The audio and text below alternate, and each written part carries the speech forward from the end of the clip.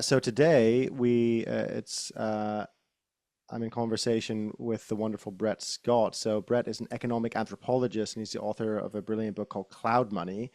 And we're going to be talking economics. We're going to also be talking economic anthropology, which Brett, I'm sure you're going to define for us very succinctly. But thanks for joining, and it's good to have you on. Great to be here. I'm looking forward to it. Hopefully, I'll say some coherent things, but it's I'm quite sure late, so who knows? I'm sure they will be. So and if they're not, we can just enjoy the sound of your voice. It's all good. I often think the same of myself. So Brett, I thought an interesting place to start. I want to get into your take on, I suppose, macroeconomics, so the way economics is changing. The way it's shifting into a kind of cloud economy, which I think we'll define in a moment. But I think economics, of course, is always in the news. It's always hyper relevant. Right now, there's of course a lot of conversation about tariffs with Trump's tariffs and without I've kind of sprung this on you kind of fairly like late in the conversation because it's kind of very topical right now. But be very interesting to hear your take on what do you think when you read the news about Trump's tariffs? Sure. Well, the first thing is I don't actually read the news about Trump's tariffs. There's too much. There's too much news to absorb. Basically, I have a Financial Times subscription, and I just look at the headlines each day, and that's pretty much it because I can't spend all my life analyzing everything there. But the first thing that jumps to me really is actually I studied under an economist, a development economist called Ha-Joon Chang, who's actually in the UK is quite well known for essentially being a left-wing advocate for protectionism. All right. And his dad was actually a big player in the what's called the sort of the South Korean miracle, right? Basically, South Korea used to be a very, very poor country, and they used various forms of strategic protectionism to build up their internal capacity so that they could then be highly competitive when they were exporting and so on, right? And they were going against the dogma that you find, well, you would later find coming out of players like the IMF and the World Bank and stuff. And Ha-Joon Chang wrote a book called Kicking Away the Ladder, which was basically saying that what the US did is that the US originally used protectionism to build up its own economy, things like tariffs, things like industrial policy to support various businesses. And then later, once they had kind of climbed up the ladder, kicked it away by telling everyone else to do free trade, essentially. So the free trade dogma that came out of the big players in the 1980s, the big World Bank, all this kind of stuff, around for example, structural adjustment programs, where they would turn up in poor countries and say, you got to do pure free trade. All right. That was the sort of the kicking the way the ladder concept.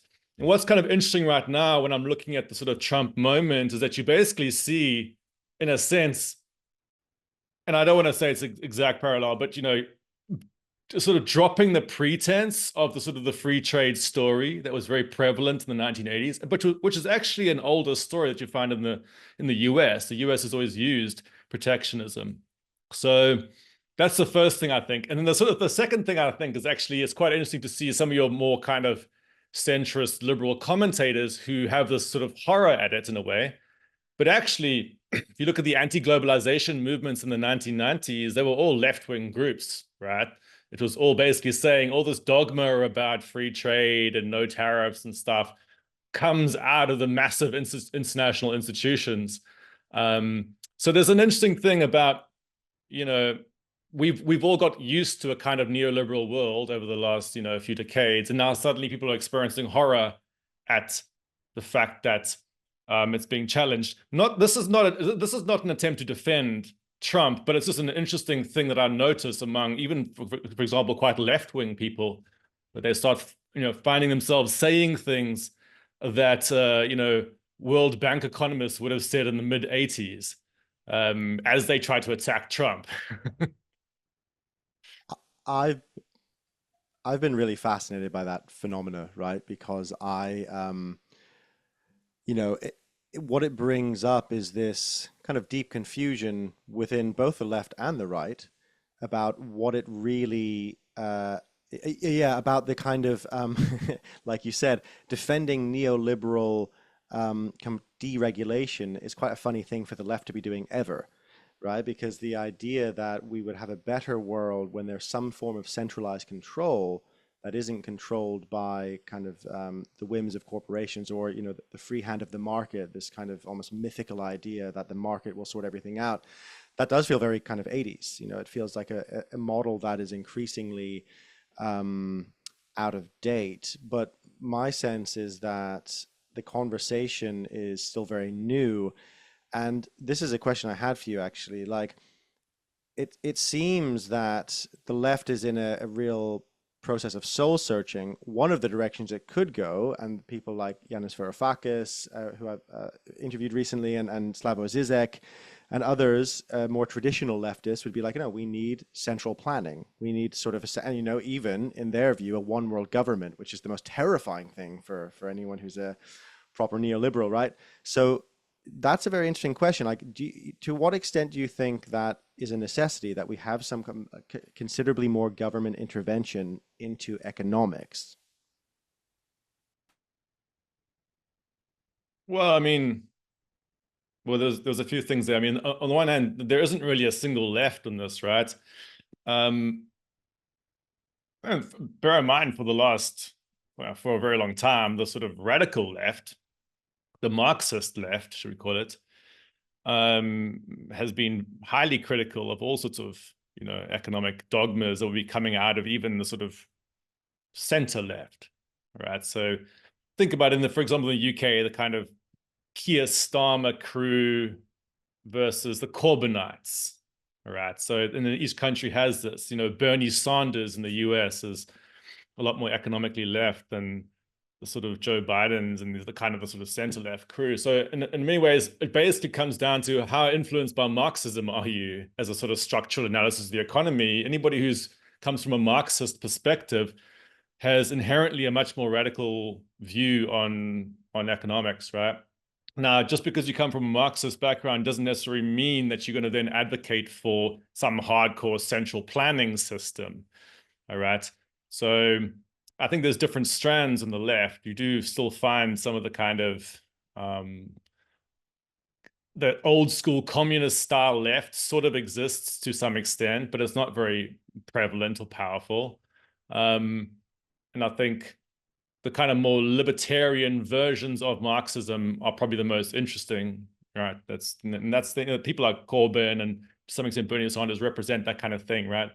Where you're calling for forms of worker organization, but in a more decentralized fashion. And actually, that part of the left is actually quite excited right now precisely because the center left was often as much their enemy as the kind of the right wingers. And in a weird way, some of the stuff that players like Trump right now are doing is that they actually are bringing, they're making it acceptable to start talking about things that weren't acceptable to talk about, in the 2000s, right? If you rocked up as a left-wing economist in the early 2000s or something at a big mainstream event and talked about tariffs, you'd be laughed at like some kind of crazy, right? Now it's like the sort of Republican Party is doing it, so suddenly all the left-wing people can do it as well, right? So I think there's actually quite an interesting moment. And precisely the reason why a lot of the left-wing people are finding it interesting is that actually Trump's campaign is so full of contradictions that it could actually fall apart, right? Which then opens up these opportunities for these more radical types of left-wing thinking to come through. So it's a tricky moment right now because there's so much I don't know, everything's in such chaos in a sense, but there is an underlying strand of optimism among some of the kind of more far left thinkers. I didn't really answer your question properly, but I No, don't no, know I about think a world government or something like central planning. I don't really think anybody's necessarily advocating for that, other than people like Trump, really, who's in some ways watching the players like China and stuff, being like, okay, we need to go down this more like hardline national steering of the economy. You Yeah, tell me. no. I mean, I heard Slavoj Zizek and Yanis Varoufakis kind of come to that conclusion in a talk together, not that long ago. But I mean, it is, I think, in some ways, a kind of like a Marxist conclusion, isn't it? I mean, ultimately, like a sense of like everyone, in one form of centralized control. It's not really my preference at all, but I find it in. I mean, it's speaking to what you were just speaking to. Like, I find it absolutely fascinating that we're in this moment of complete inversion politically and economically, which it's a bit like the Roman festival of Saturnalia, where slaves would become masters, children would order their parents around, and you just get this kind of complete inversion of the normal way of doing things. And that's one of the things I find quite fascinating about what's happening in America, although I don't think for a moment that the Trumpian, Muskian, JD Vancian response to this is about creating a more egalitarian world where wealth is distributed more equally. I don't for a moment think that. And so that there's like another level of weird inversion in it. I And mean, and what yeah, go on. just one of the things you might want to, I mean, I don't, I'm not really, I don't want to get into this business of trying to like imagine what the Trump thing's doing. I mean, to some extent, it's like there's a whole like industry right now trying to sort of interpret Trump's actions. And in reality, I think it's that whole like movement's been cobbled together out of various components, mostly in reaction to a kind of more centrist worldview, right? And they've stuck many things in there. And actually, in some ways, if you look at the tariffs right now, they're one of the official narratives you'll probably find in at least kind of the sort of Bannonite style wing of the Trump campaign, the kind of like OG Trump rather than I think there's like there's the Bannon version of Trump, which is the sort of comes out of the kind of like Tea Party type vibes, and then there's like the Musk thing, and I think those don't gel. I think basically Bannon hates Musk because he views him as somebody who's trying to take over, who's going to try and like steer the movement in a different way. But from the kind of like Bannonite thing, which is more about, in a weird way, kind of like it's quite anti-rich, right? It's quite pro sort of industrial America, essentially, right? It's about like bringing back jobs for the working man of America kind of vibe,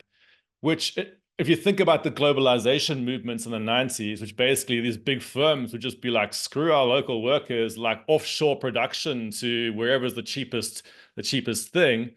A lot of the rhetoric that comes out of the Trump campaign from the Bannonite wing is all about this, like essentially reindustrializing the US and attacking globalization. Okay. And in that context, tariffs would be something like, okay, you want to make it more expensive for people to import goods into the US, and that will then create an inspiration for them to onshore production and then hire more American workers.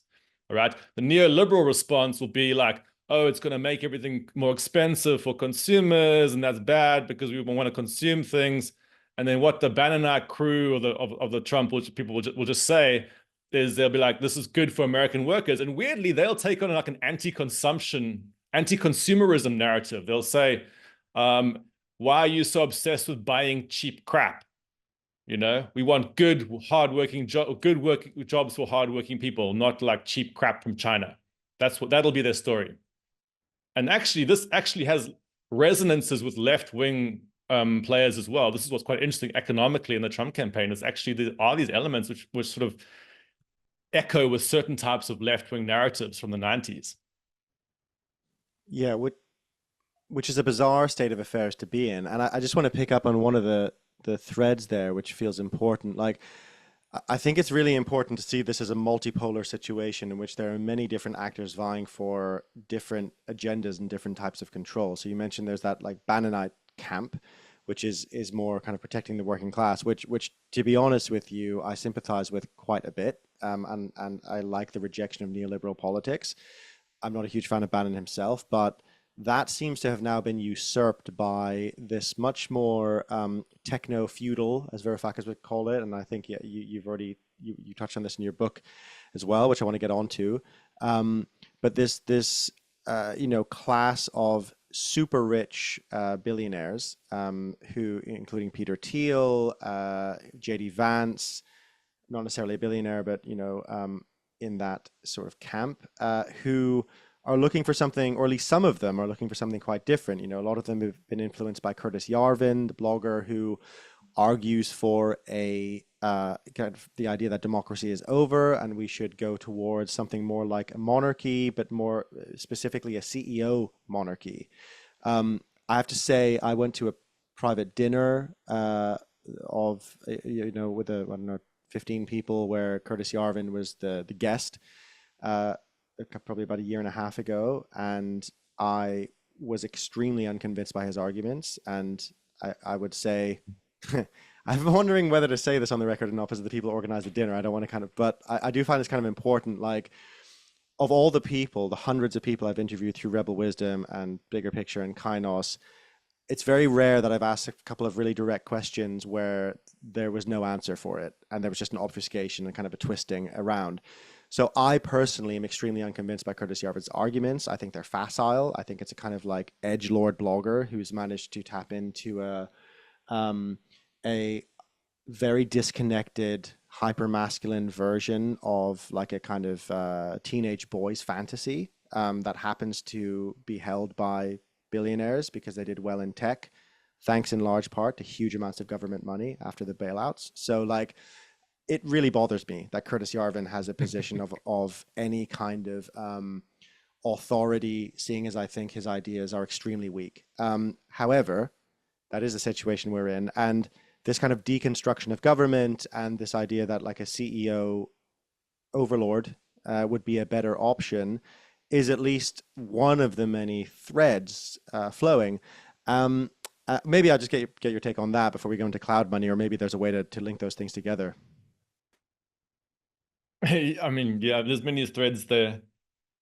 Curtis Yarvin, yeah, I avoid the edgelords because I find them boring, to be honest. Like, I suppose people like Yarvin have been around for ages. He's all integrated into the crypto scene, for example. He started when and actually the crypto scene is full of the sort of edgelord vibes, right? People kind of like sort of engaging in these sort of fantasies that they are daring to think.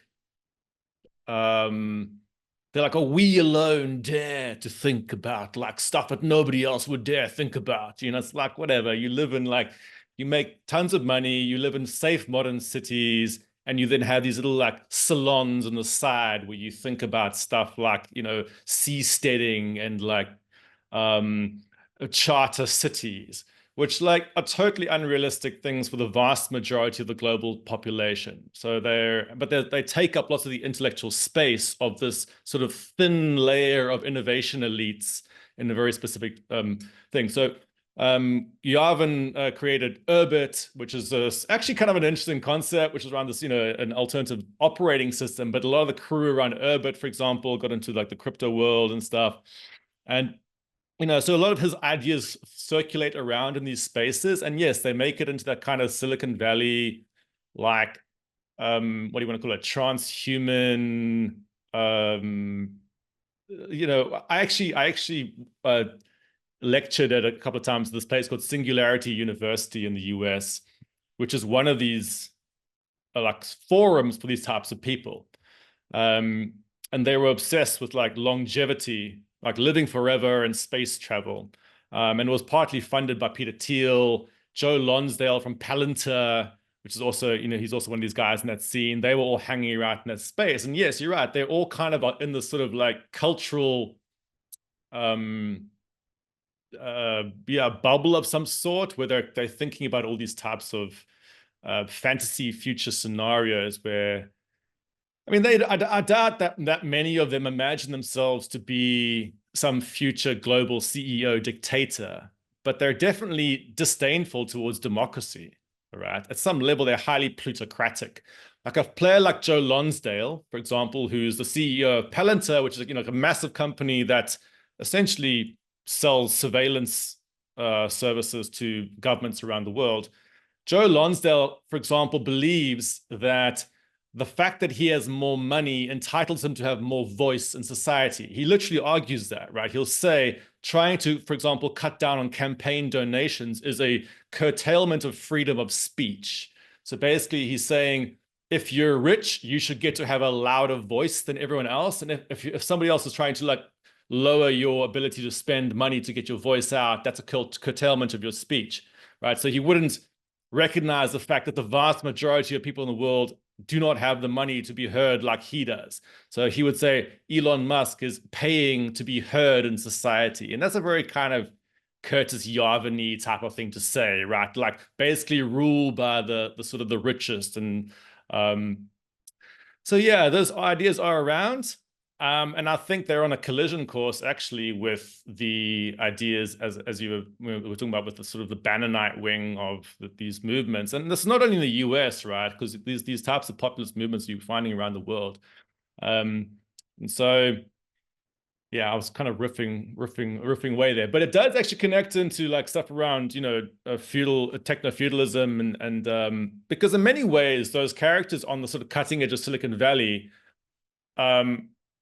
sort of represent the kind of culmination of the expansion and acceleration tendencies of capitalism itself, right? They're right on the like bleeding, sort of the current wave of automation.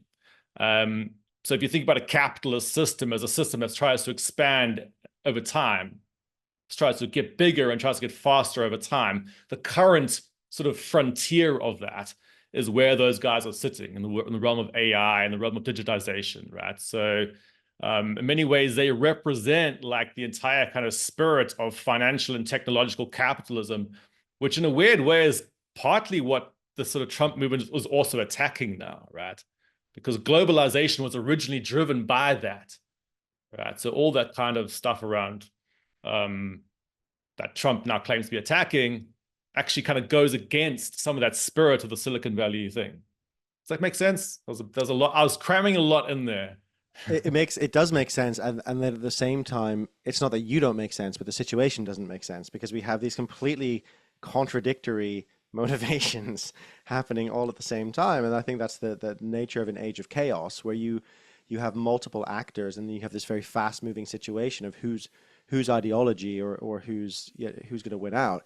And you mentioned it. This is something Douglas Rushkoff mentions in Crossroads, our first documentary, where he talked about basically like capitalism is an exercise in abstraction. And I would actually say, drawing on like John Vervaeke's work, the meaning crisis and pretty much of the last few thousand years have been a process of abstraction from reality, first through written language and then coinage, and then the axial revolution, where we went through a process where we said, okay, there isn't one world, there isn't one cosmology, there's two worlds. There's this world we can see, and then there's a better world we can get to, whether that's Buddhists reaching samsara, or Jews moving to the promised land, or finding salvation in Christ and overcoming this world of sin. That's really kind of, that this is part of what I'm looking at in the documentary. Like that process of abstraction peaks, or I hope is peaking, in our current economic system, where it's just everything is so incredibly abstracted from some source of value or connectedness or human relationality. And, this is a new thought for me as you were talking, but I often thought that in the period between sort of 2014 and maybe 2021, when social media was really on the rise, I feel like culturally we were living in the mind of a 14-year-old girl, because that's who was online the most. And we had like Tumblr culture, right? And so we had all the angst that happened. And I think a lot of the reason that a lot of the culture was changed is also because everyone grew up. But the boys were on 4chan, and they had this kind of nihilistic, edgelordy, energy, and they kind of, helped meme Trump into the White House to some degree.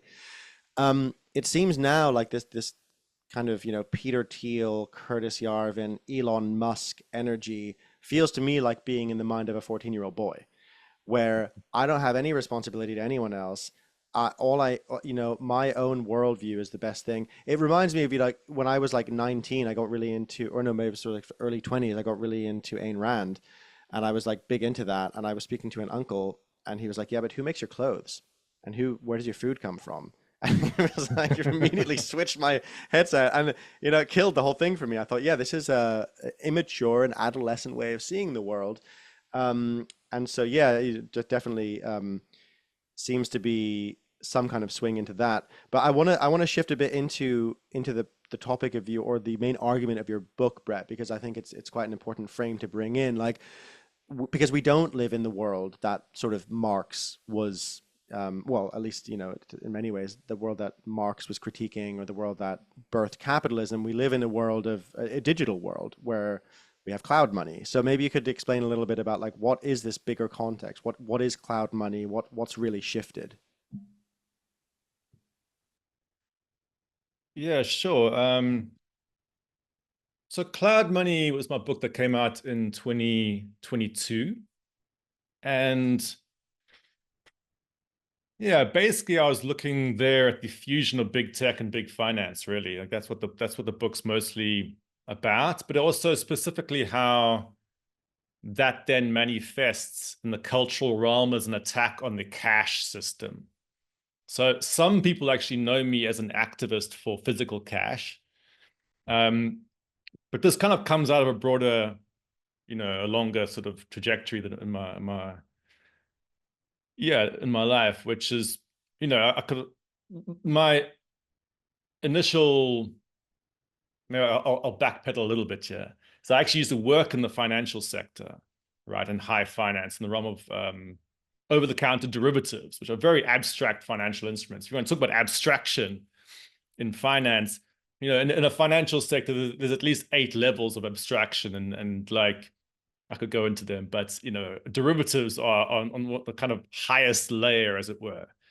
So I worked in that realm for a while, and you can really sort of see sort of large-scale capitalist processes in high finance, right? It operates at this incredibly abstract sort of level, but operates at incredibly high scale, right? So this is part of what you sort of maybe were hinting at the beginning, which is over time, essentially, as economies get bigger, they get more and more abstract, all right?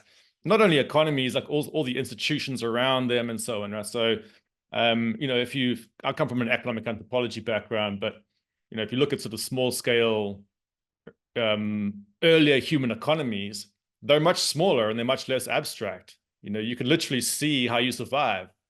Whereas in our modern economies, people often cannot see how they survive. You literally have no idea where anything comes from, right? You're living in this incredibly abstracted systems. And then finance, in some ways, is kind of the most the culmination of that abstraction, right? Where you have an entire industry that just specializes in sort of redirecting monetary impulses around the world. I use that term impulses because I often think about monetary systems like nervous systems.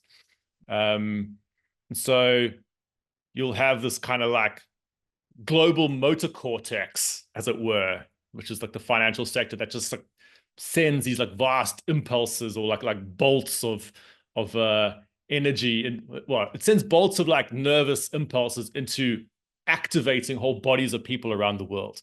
Right? Does that metaphor work? I hope so. Right. Now, so that's where, I experienced that world. And then I wrote a book about that called The Heretic's Guide to Global Finance, which was basically trying to help activists to understand how to sort of mess with the financial sector in various ways. And interestingly, after I wrote that book, this was after the financial crisis, people from the tech industry started to approach me and say, oh, we also are interested in disrupting the financial sector. We too are people who are concerned about big finance and want to disrupt this system. And so all these like fintech entrepreneurs who started to invite me to their events and so on. And I kind of went into those spaces because I also have an anthropology background, and I just love going into any space that invites me. Any group, any weird group that invites me, I'll go into that group. So I was hanging out with these kind of fintech people, and it became very, very apparent to me that what the fintech world was about simply automating the financial sector, right? It's like, let's take an existing toxic system and make it faster and easier to access, all right? And this is what they would call democratization, right? So in lots of automation narratives, you will refer to this act of automation as essentially democratization.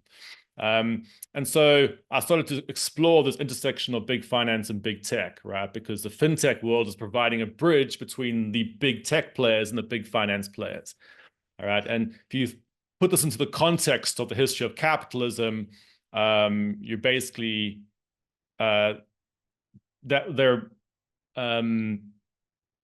this is, I guess, the automation of what's the new frontier of automation, right? So a lot of these big tech players cannot operate across the globe unless they integrate it into the financial sector. So they need the digital finance infrastructures to be able to operate at the vast techno-feudal scale that they do, right?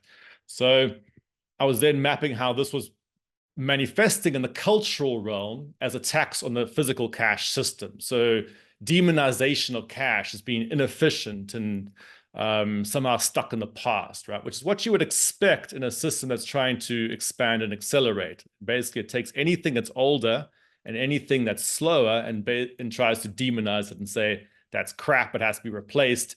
And to then put all these positive cultural values around speed and frictionlessness and convenience.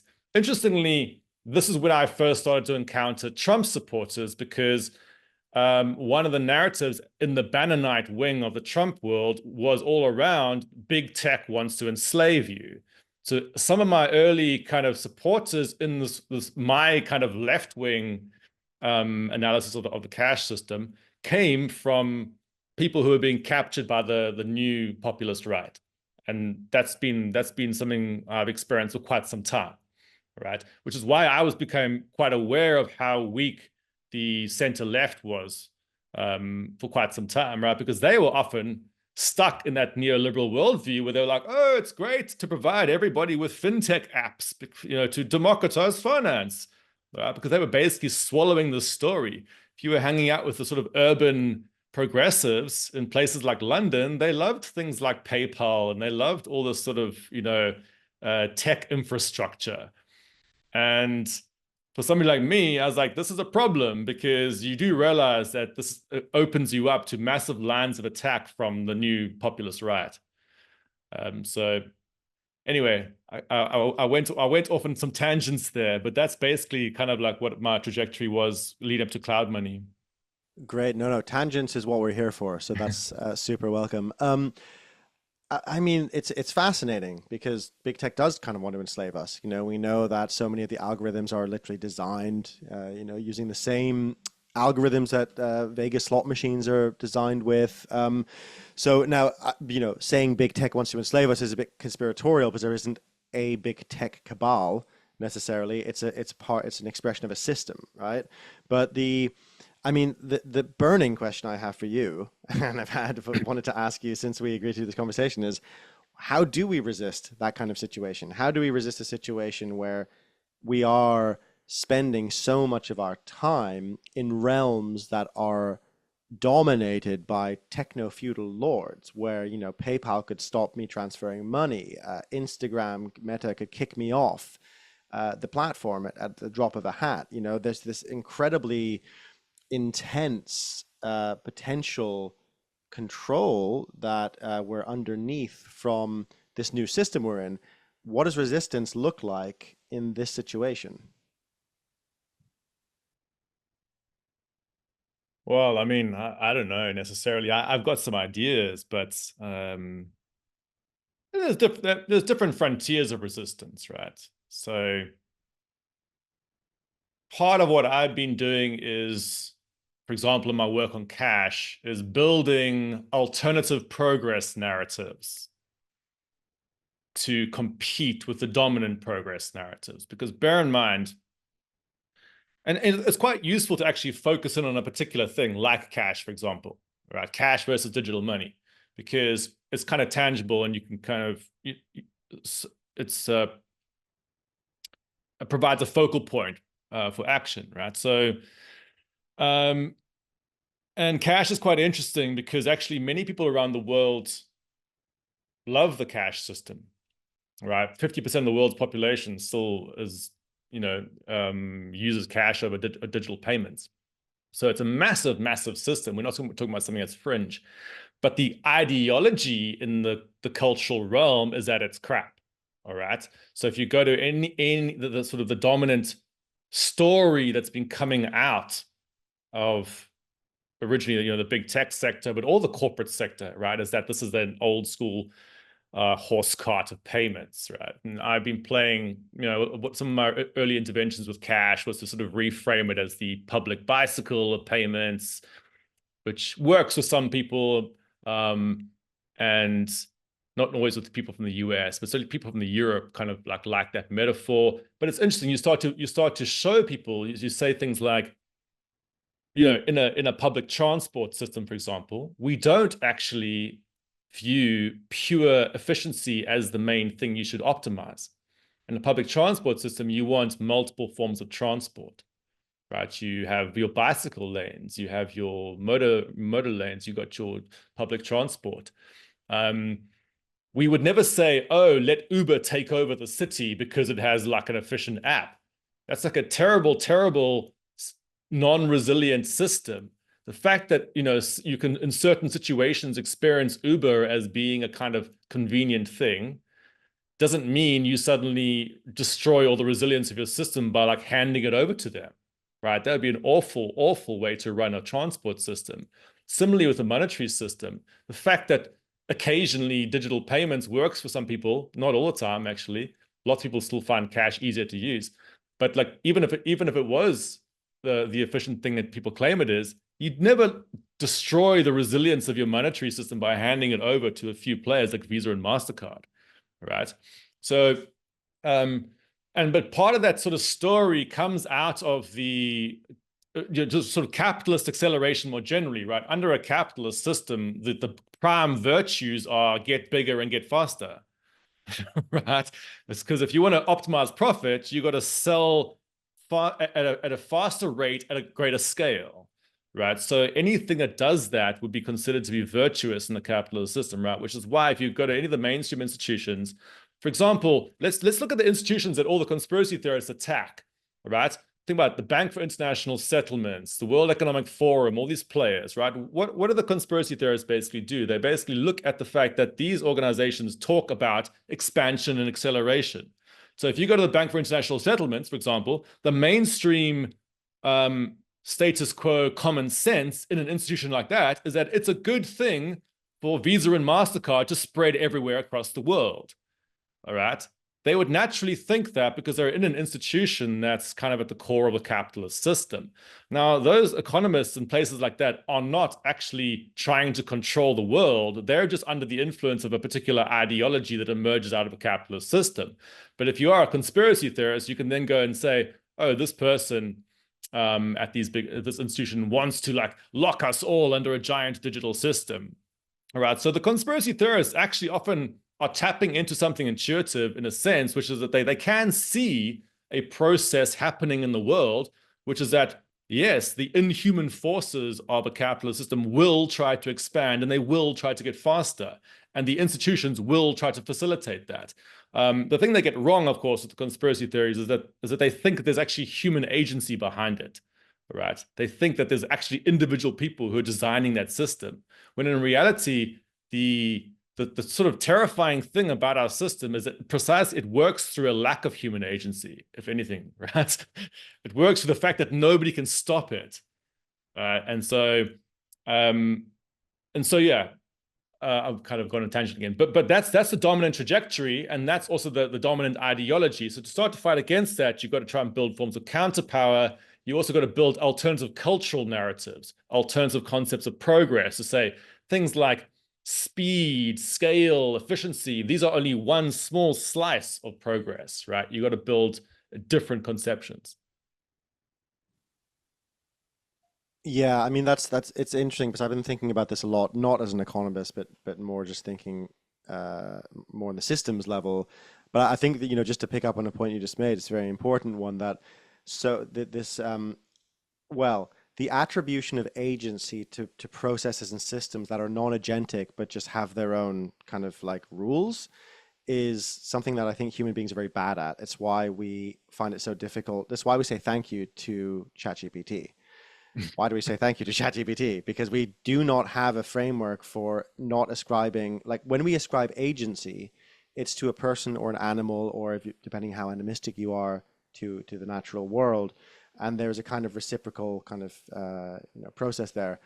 But yeah, I've noticed that as well. Like the system itself, certain systems, and this is true of family systems as it is of economic systems, create a particular set of rules, and the systems, our economic systems are, as Scott Alexander, argues in Meditations on Moloch, which is a great essay. If people haven't read it, it is a kind of race to the bottom, zero-sum game that we all are forced to play, whether it's that you have to work late and not see your family because you got to make the money to live, or whether it's like a policeman who's got a quantity usurping quality, I think is a huge aspect of it. In fact, that's my argument, is that the main aspect of it is that we have basically highlighted, or let's say we've held quantity, how much there is, over quality. What does it feel like? And we have an entire system that maximizes quantity and ignores quality. And that also in part comes from a scientific revolution, which for all its amazing wonders told us that our subjectivity was ultimately not real, because it can't be measured. If it can't be measured, it's not real. And that, I think, is at the heart of much of what we experience. And I, like you, think that part of the job is to tell cultural stories that highlight quality, which in a way isn't that hard, because it's the only thing that's really real as a human being anyway, is your feeling of being a human being, your relationships, your experience of being alive. You can't really quantify those things. Unless you're an insurance company, in which case you can try. This human life is worth exactly $400,000. Oh, they had a dog? Okay, it's $450,000. Like it's a kind of absurdity. I actually used to work when I was working in high finance, there was a class of derivatives, so basically bets on human life, on how long people live for. And it could be used by life insurance companies and pension funds and stuff, precisely because they would experience financial risk if people lived longer. So they would have these bets they would enter into on the side. At least they would try to. The longevity derivative markets, which what these were called, were actually pretty small and hard to. They never really took off that well, but there was a lot of these players who tried to create these bets on how long people live for. Just as an aside. No, I mean it's fascinating and somewhat disturbing, like so many things are. Well, it's also, it sort of is disturbing, but it's also kind of not. It's also quite banal. It's how these institutions operate. They're operating at this massive scale where they'll say, if the life expectancy of the US population or the German population goes up by 1%, we lose X amount of money. Yeah. Right. Yeah. And so we need to let's sell that risk to a bunch of hedge funds who want to take that bet. And that's what they would do, stuff like that. Yeah. I mean, the thing is, like, quantifying things is really important. We need to be able to come to decisions together. We have to have quantity. We can't just be like, well, I had a dream last night and that we're all going to go with my subjective experience. So for me, that there's like a balancing point of, I don't see it as like, oh, the kind of evils of the insurance industry. I get why they do that. But I think the issue comes when that becomes the dominant force. Like we talk about GDP, but we don't talk about, hey, how's everyone doing in the country? Yeah, the problem you have in a large scale system, though, is that it's essentially numb. If you're using a kind of nervous system metaphor. So let's explore the nervous system metaphor in a sense, right? So if you're looking at the reality of any economy since the beginning of humanity, or the beginning of human history, even before, is that what an economy is human beings applying their energy to the earth. I mean, that's basically it, to survive. Now, at a small scale, if you're doing that at a small scale, it's very, very easy to see when things are going wrong. You know, you can literally experience your environment around you. You can see what your resources are. And, you know, if you're looking at kind of accounts of different mentalities and different civilizations, like the experience of, for example, hunter-gatherer groups or, you know, early tribal societies is it's very visceral, right? You're immersed in environments where, on the one hand, you're very, very connected to these environments. You're also quite fearful of them, but you're also kind of held by them in a sense. Right? And that's this. It would be very, very hard for us nowadays to understand that, because we're not in that situation. You don't actually understand what it's like to literally feel like the environment around you is the thing that supports you, right? If you try and like put yourself into the body of somebody 100,000 years ago, it's a totally different experience to the experience that you're going to be having right now. For a start, that they're not going to have any like regular lands around, right? So like trees will look like things that are your home, right? Whereas to us, trees look like things that are outside of our homes, right? But to a person, that's context. It's like that's literally your immersive environment, right? And I guess the sort of the typical story that's told around sort of, you know, and there's validity to the story, is that, you know, with agriculture and these types of things, you find this shifting in the shift in the mentality, where everything becomes more deferred.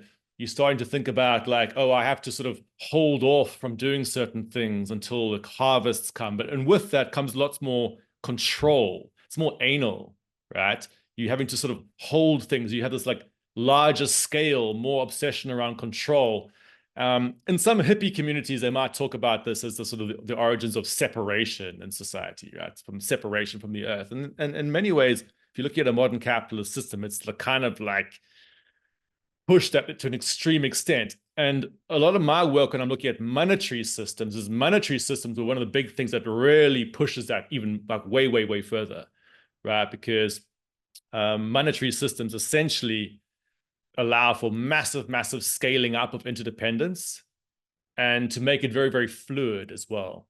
So all human economies are interdependent, but they're operating at different scales. So very, very vast scale interdependence tends to depend on large scale monetary institutions.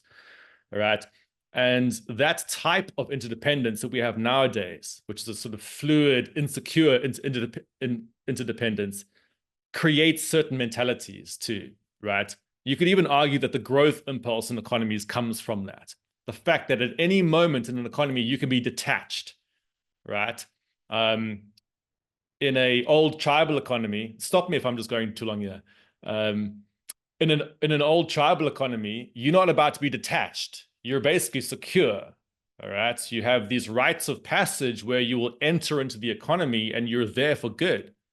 Whereas in our economy, you go to a teenager nowadays, they basically have to fight to get in. They don't know where they're going to enter, and they can be thrown out at any point. Any person can always have this. There's a fundamental insecurity in a market system, which basically often creates this need to, in a sense, secure yourself.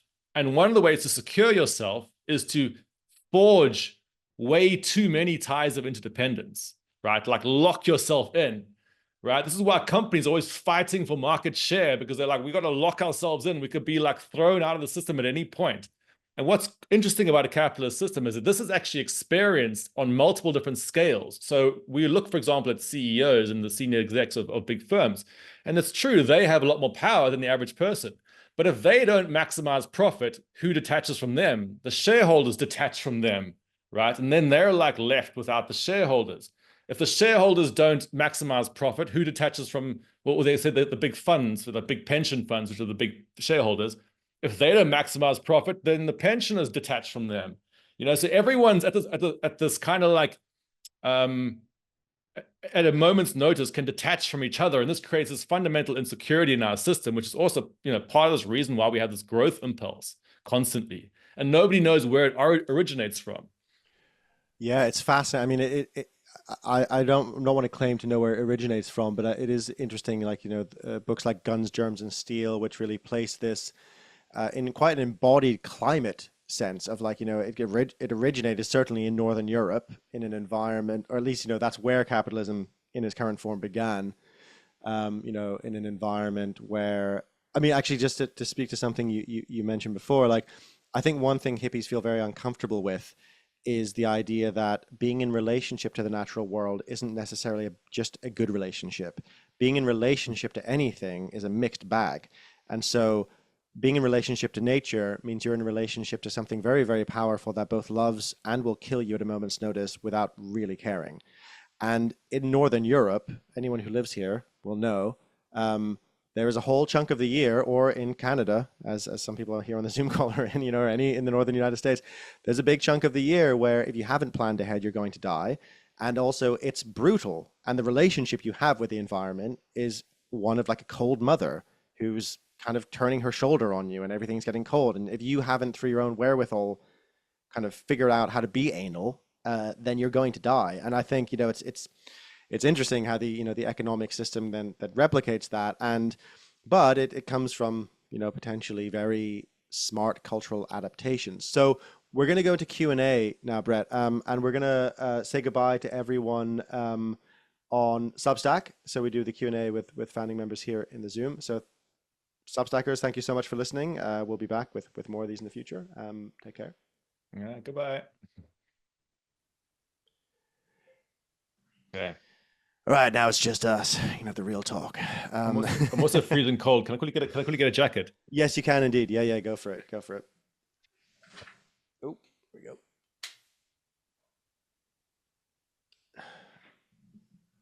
Let me actually do the opposite and open a window because it is too warm in here. Hold on.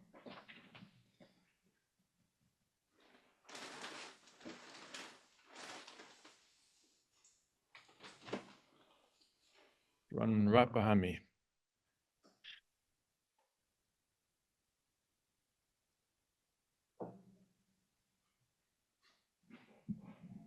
I hope I wasn't ranting too much there. It was great. That's exactly what we're after is some flow. So that was really, really interesting, Brett. Thank you. And yeah, guys, do you have any thoughts, any questions, anything that kind of came up for you that you want to speak to?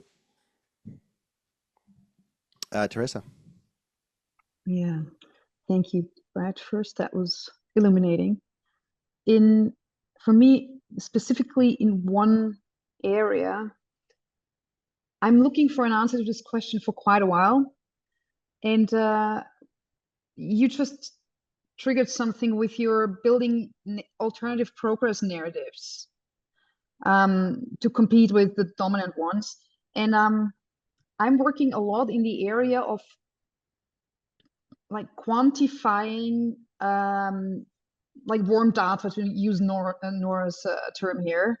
And I'm struggling with that often enough because I'm not sure if it's a good idea. I mean, it's what I do for a living, so it's got to be a good idea on some point. Otherwise, I'm on the totally wrong track. But I want to understand it a little better. How is it a good idea? I know it's necessary for people to inform their decision making, especially like on the C-suite level, and that's why people actually get me in these places. But in how far is the quantification of that warm data feeding the old narratives, and how can we handle it to create like new growth narratives? I don't know if that makes sense, how I'm phrasing the question. Sure. I'm not actually, this is Nora Bateson, right? So the warm data. Yeah. I'm just using her term here. Yeah. I don't actually know much about I've often come across it, but I don't claim to know huge amounts on it. But you're trying to the quantification. Yeah, it's basically the quantification of the quality that's in the space. Yeah, the feeling, right. the experience, the aliveness, like we quantify that to inform decision making on a very high level. Right. To make it and visible. I'm wondering how to create a positive narrative with that, because I'm sometimes struggling if it's a good idea or not. Yeah.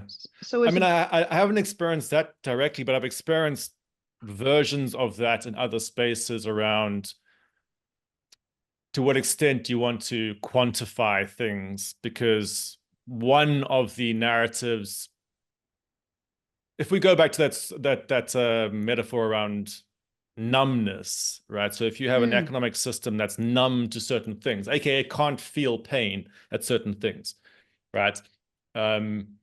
one of the impulses is that, well, make it feel those things by making those things legible to it. So, for example, in the realm of finance, this would always be a big thing, what's called natural capital, or these types of attempts to take stuff that previously didn't have a price and to give it prices such that the economic system could then act upon it. All right. And that's always been a very controversial area. Another example has been, attempts to quantify the unpaid labor that's done by, for example, women, right? Which would previously be, so there's movements around trying to put that into the GDP figures. And that's also been very, very controversial. So I guess the basic trade-off is, well, you live in a system that won't recognize it. So do you try to incorporate it into the system, or do you try to create actually even a stronger boundary to create as a sort of parallel world? And yeah, I guess in the economics realm, you find ecological economics, for example, which is very hard line on the do not quantify spectrum, saying, the capitalist system is built upon a foundation of an ecological foundation, but also actually a foundation of non-market things. Alex, you were saying earlier around, some of the most meaningful things in our society are not quantified. It's like, well, yeah, actually, if all you had was the economic system as it currently stands, nobody would have any motivation to be part of it, right? The only reason why we maintain any willpower to actually enter the market system is precisely that you can exit it at some point. Everything that you get in a market, you exit to go and give your dog the dog food, or to have a meal with somebody. There are all these kind of actually these non-market realms that you then exit to out of markets. And if you didn't have those types of realms, there would be essentially no meaning anywhere in the society, right? So the question is, do you want to allow market processes into those non-marketized spaces? I don't really have a good answer for you, but it's maybe that's what jumped to my mind is there's an inherent tension with quantification in general about whether you're opening up spaces that shouldn't be opened up while you think that you're potentially amplifying them. Does that resonate? Yes, and I think while you were talking, I realized that what I do mostly with these things, with these let's call it information, is use it, even the word seems wrong here, but translate it so people can understand each other a bit better. And I think that is the only meaning that it ever had for me that was worthy. It's like a pathway to create more understanding and build trust via that. But that was really just inspired what you said there, because that's not it. That I would never want to, a lot of the things just really gave me a very clear no. And so I got a little bit more of a yes within me. So thank you. That was very helpful. One of those useful frames that I take from, I don't know if it actually has any bearing on what you're saying right now, but just maybe in general, David Graeber is a really, I don't know how many of you know David Graeber, but he is an anthropologist who died in 2020. Did anybody know David Graeber? Yep, I do. And David Wengrow, he wrote a book with together, which was midway. What was that called, Brett? The Dawn of Humanity. The Dawn of Humanity. Yeah. So David Graeber is great. I mean, it's David Graeber, one of my intellectual kind of heroes. But he's coming from an anthropology tradition, and one of the cool things in anthropology is that historically anthropologists are quite, obviously I can't speak for the whole discipline, but are quite prepared to look for multiplicity rather than uniformity. So a lot of other disciplines sort of okay, economics is notorious for seeking absolute uniformity. They like want a single model of human behavior, right? And they desperately seek it out. They're like, human beings are this. And then they sort of alter the model slightly. It's like, oh, now we discovered that maybe they're slightly like this. And it's like, whereas anthropology historically has been very open, probably through its, unique and slightly problematic history, to basically recognizing the simultaneity of superimposed systems, right? And because often anthropologists were thrown into societies that were in the midst of being turned into capitalist societies, right? So they would find themselves in these societies that had sort of these superimposed layers, syncretic systems, essentially. And they could start to sort of see these distinct layers of distinct different types of logics coexisting alongside each other. And many of us aren't really taught to see the world like that. We're sort of taught to sort of look for a single system. And so, for example, with David Graeber's work, he'll talk about moral logics and economies. And so you say, at any one time in any economy, you're going to find at least 3 different moral logics. There's everyday communism, there's reciprocity, and there's hierarchy, right? And even within those, there's a bunch of subcategories. Now, a capitalist system has the official ideology of capitalism fixates on one subset of reciprocity, a very specific subset of reciprocity. But that's only one slice of economic action in our society. We have many different types of reciprocity, plus we have things that aren't reciprocity.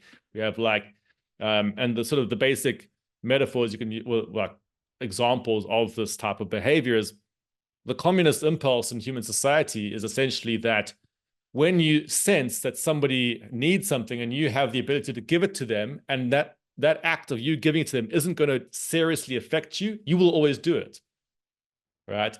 And the communist impulse is based on an assumption of eternity, right? That these relationships just go on forever.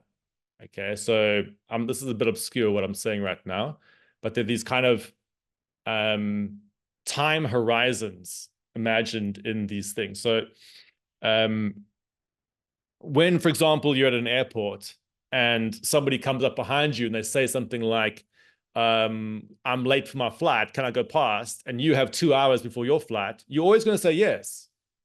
And if you didn't, people would think you're a total asshole, all right?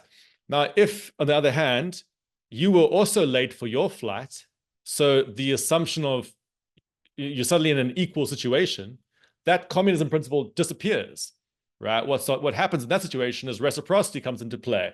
If that person comes there and says, I need to get past you, you'll say, no, you're not getting past me. I'm also in the same situation, right? And what they might do in that situation is that they might say, if you're in the place like a US, they might say, oh, I'll give you like $40 if you let me past. Right? They might try to compensate you for the loss of equality. And that's the sort of classic reciprocity, like market reciprocity concept, is a very specific form of immediate compensation for a shift in a balance of power, right? But that's only that very specific situation. Another situation might be like the security guard just tells you both to stand aside for somebody else, like a disabled person who's going past. And that's like hierarchy. So in any situation, there'll be so many of these different types of principles at play. And what we would call a capitalist system tends to have some of those expressing more than others. So I guess I could go on about this for a long time, but I should probably stop. But I love the fact that with anthropology, you start to have these types of tools where you say, look, we're living in a capitalist system, but it's not like that's the only principle present at any one moment. There are many other types of principles, but they're just not amplified as much. And then you're thinking about, if you're wanting to design an alternative system, how do you amplify these sort of harmonics that are kind of hidden below the surface, right? To give them more voice. And that one of the sort of core distinctions here between things like, a kind of anarchisty anthropology versus your old school communism is that the sort of old school communist impulse was like destroy the market reciprocity concept. They're trying to eradicate an impulse which humans actually have. Much like free marketeers, libertarians are trying to eradicate the sort of communist impulse. And the point is that you can't actually eradicate these. They're always present in everyone all the time.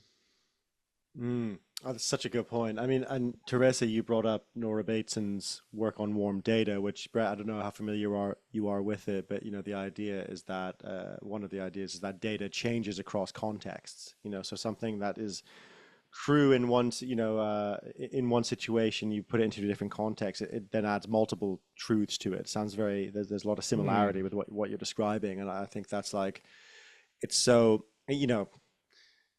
for me, the biggest cultural shift is towards a culture that can handle and understand complexity so that Yeah, it can sure. move and that is something. It's not, I genuinely don't think it's even that hard to do. I think that can be taught in schools. I genuinely think it can be taught in schools. You teach people complexity. I even did, I did the international baccalaureate in when I was growing up, and they already had an ethos where it was multidisciplinary. So we would have to do a project that in biology and then combine it with a project in humanities. So we'd have to be like, okay, we're going to do a Yeah. biology experiment combined with something historical or that. And already like people who have been working in education, the education, it's not like new. It's not like news. Yeah, okay, this kind of cross fertilization creates complexity thinking. It's actually one of the main Mhm. arguments in my book, The Bigger Picture, is that psychedelics, because they give us this lived experience of dealing with complexity, that we can translate that into other domains. So it's not about the insights we gain. It's actually about the psychotechnology. It's the cognitive tool that we can use.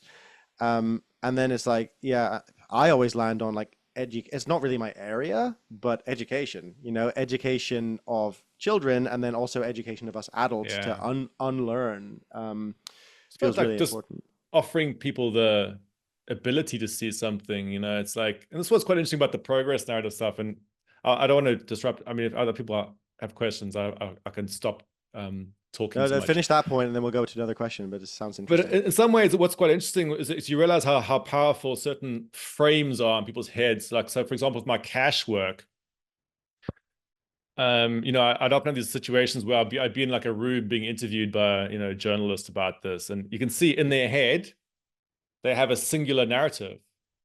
Even if they're like kind of progressive or whatever, like it's like, it doesn't matter what their political ideology is.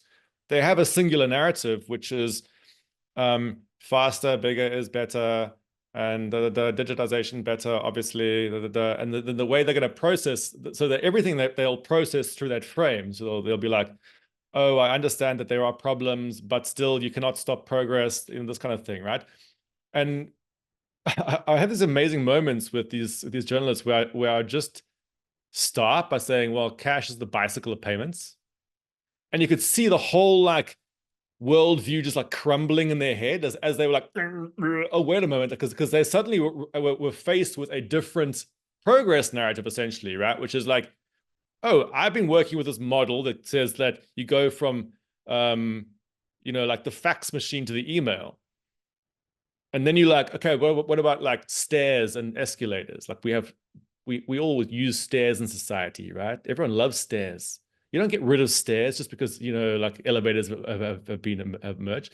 And so once you just tell a person a different metaphor, their whole framing like shifts.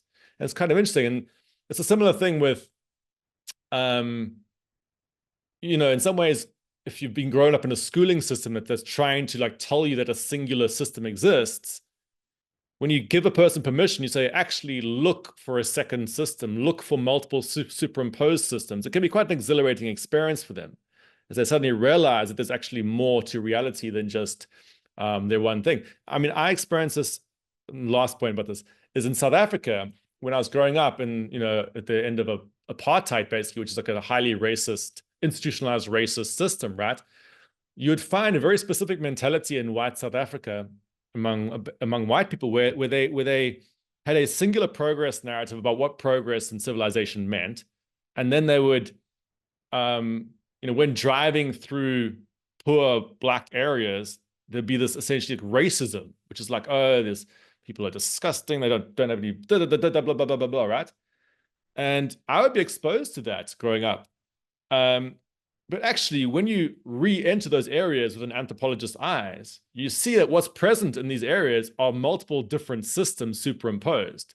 You'd be like, there are tribal economies playing out at the same time as a capitalist economy in this space here, right? The reason why there's cows walking down the road here and goats in this guy's backyard is that there's a agro-pastoralist Xhosa community where these mean something totally different to what they mean in a capitalist system. And that's an amazing realization where you're like, wow, there's actually different systems playing out here at the same time. That's such a cool example. I love that. Yeah.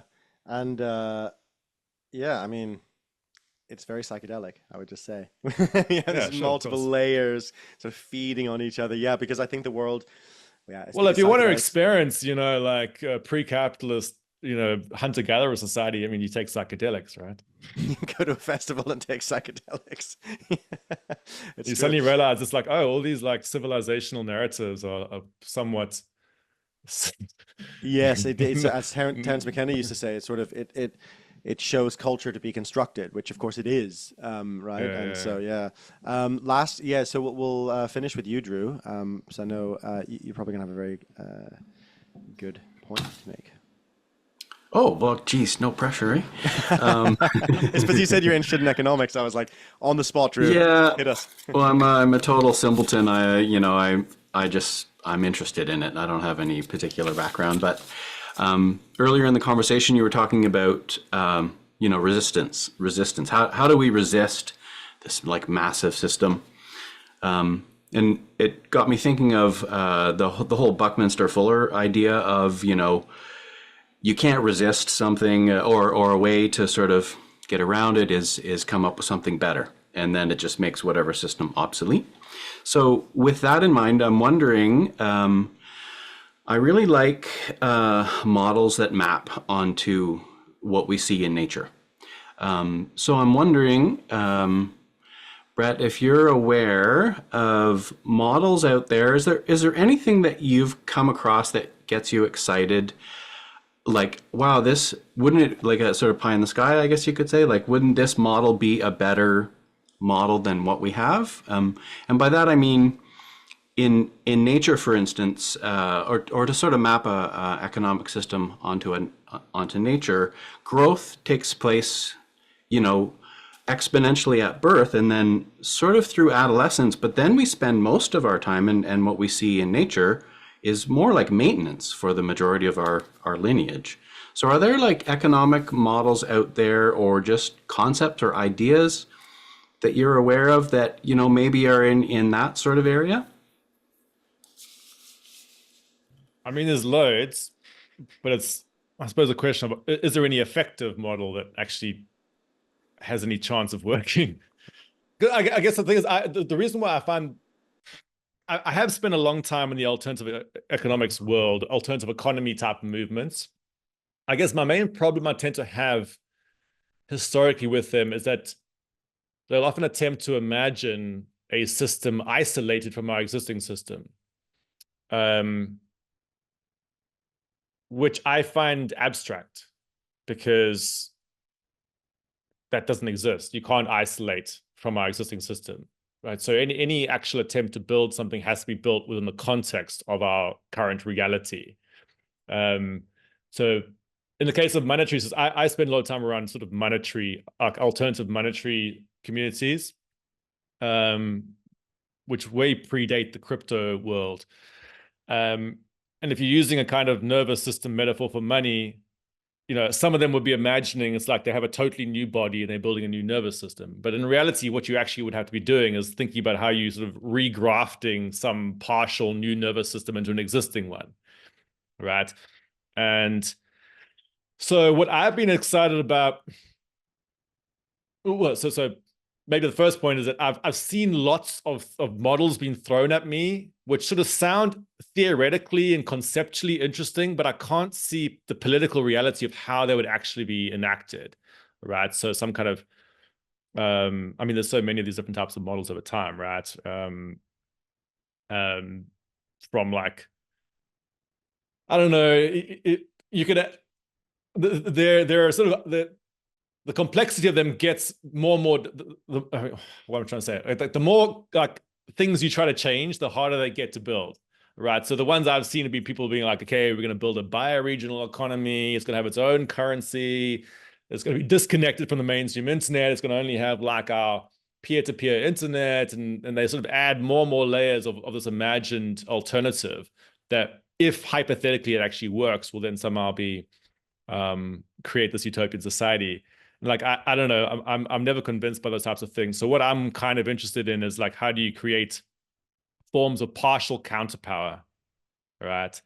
I'm giving you a very long and drawn out answer here because I feel like it needs like a whole hour in itself just talking about alternative economies. But the thing that I've kind of, I guess, been most drawn to in my field has been in the realm of rippling credit. So that's thinking about how do you start to build peer-to-peer networks of essentially promises, right? So a lot of, oh man, this is such a big topic. I'm trying. I don't want to overwhelm everyone.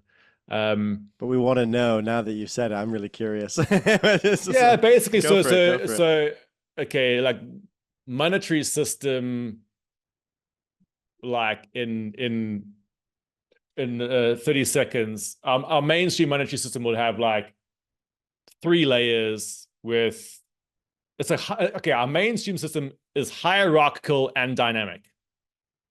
Okay, so it has like it's like a stacked system that is also very dynamic. It pulsates and changes. The crypto movements, things like the Bitcoin world, which I have a long battle with, even though I've been partially involved with them, imagined a rigid but flat system. So they tried to eliminate both of those components. They said, okay, we don't want a hierarchical system. We want it to be flat. We also don't want a dynamic system. We want it to be like rigid and unchangeable, right? With these like fixed money supplies and things. Bitcoin isn't actually a monetary system, but in their hypothetical imagination, they are, all right? So their sort of idea was like, we will destroy the mainstream monetary system by making it like unchangeable, rigid, fixed, and flat. My sort of synthesis would be to say, actually, what you really want is a flat system that's dynamic. Okay, and that's the only way you get that in the monetary sense, is that you have to use credit theories of money. So anybody who's interested in monetary systems really has to look into credit theories of money, right? I don't really have time necessarily right now to go into this, but like the most primitive form of this is the promise, all right? The most primal credit form of, basically if I issue a promise to somebody, I can pay them, right? So I can get something from you through the act of promising.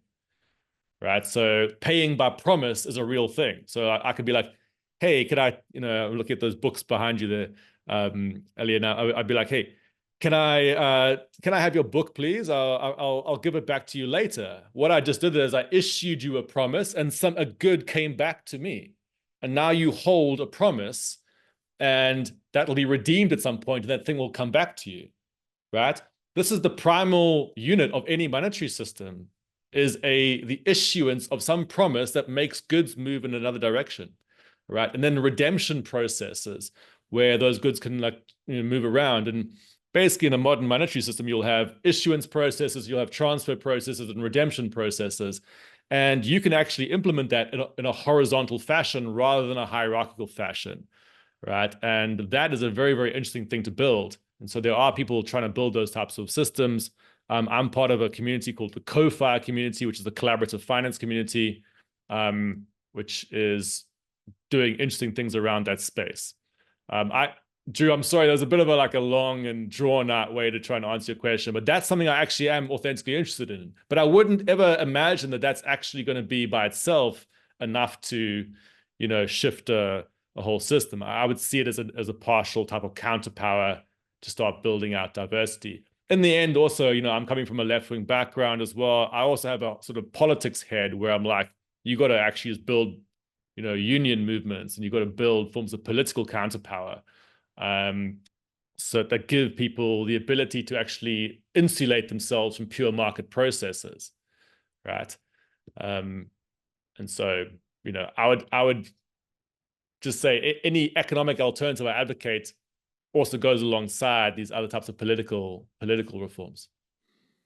Yeah, I mean, that was fascinating. Firstly, like I hadn't heard of that concept before, and yeah, this is the complexity of how do we build a better world, because it's always going to be a multiple overlapping processes. I'm like an essentialist at heart, so I'm forever looking for what's the essential energy that's going to bind all those things together.